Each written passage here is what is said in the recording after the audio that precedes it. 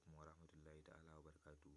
So, 'yan uwa darasinmu na yau, za mu yi bayani ne akan menene blockchain. So a gurguje bana so bidiyon gaskiya yayi tsawo saboda na san idan bidiyo yayi tsawo yana zamawa so boring haka. So, kalmar blockchain ta samo asali ne daga haɗakar kalmomi guda biyu, wanda kalma ta farko ita ce block da kuma kalma ta biyu ita ce chain. Block da kuma chain. So ba sai na tsaya ina ta wannan rubuce-rubucen ba, wannan kama kusan almost kowa ya sani. So block na nufin a hausance kaman toshewa, sai shi kuma chain yana nufin sarƙa.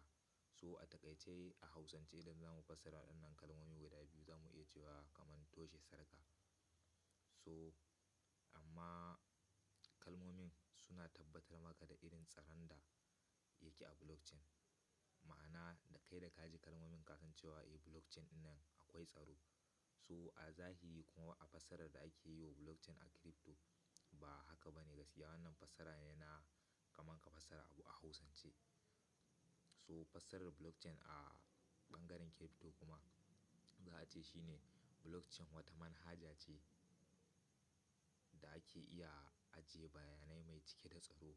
Tana adana bayanai ne da ake buƙata kuma tana hana kowa samun waɗannan bayanan sai wanda ya cancanta. So ana amfani da tsaron da ake yi wa taken da cryptography. Ana amfani da tsaron ana kiransa da cryptography, wanda yake tabbatar da sahihancin tsaron da yake tattare a cikin ita wannan manhaja ko wannan ma'ajiya ko blockchain dai zamu kira. So an ɗora fasahar ita kanta cryptocurrency ɗin ne akan wannan tsari na blockchain, wanda kamar yadda na faɗa ake mata take da fasahar, ita fasahar ake mata take da cryptography. So an ɗaura ita kanta fasahar cryptocurrency ne akan wannan tsari na blockchain, wanda kamar yadda na faɗa ake amfani da fasahar cryptography wajen ƙirƙirar wasu coins ɗin da kuma tabbatar da tsaro a wannan tsari.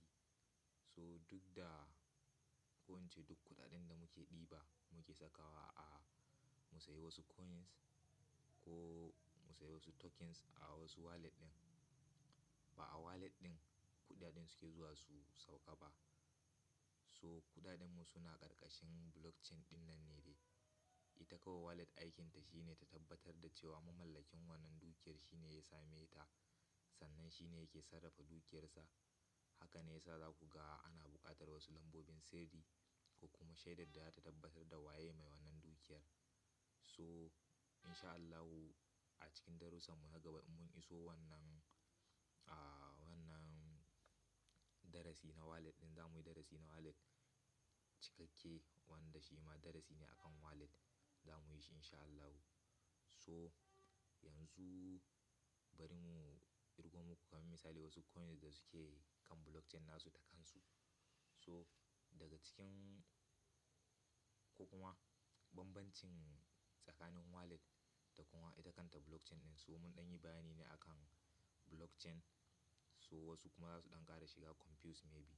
So bambancin da ke tsakanin wallet da kuma blockchain. Ita wallet za a iya cewa wata hanya ce da ake bi domin adana ko ya zan yi bayanin ne ma.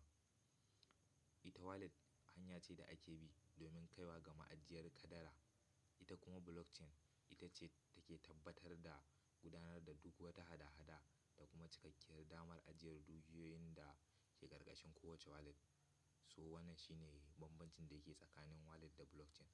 So coin da suke da tasu blockchain ɗin akwai Bitcoin, wanda shine coin na farko ya ƙirƙiri nashi blockchain ɗin. So sai kuma Ethereum. Ba wai gaskiya ba wai za mu irgo duka coin ɗin da suke da blockchain tasu ta kansu ba ne, suna da matuƙar yawa. So amma dai za mu irgo wanda irin major da muke amfani da su dai haka da kuma wanda dai kawai suka zo kaina. So akwai Ethereum, akwai BNB, Binance Coin kenan, akwai Tron, akwai Polygon Matic, akwai Nia, akwai B-Rise, akwai Syscoin, akwai Avalanche, akwai Harmony One, akwai Elrond, akwai Ripple XRP. So bari mu ba ku bambancin da yake tsakanin coin da token, wanda gaskiya ko da a gaba ka yi zurfi a cikin crypto za ku ga wasu suna tambaya me bambancin tsakanin coin da token. So coin shine coin inda yake kan blockchain nasa na kansa.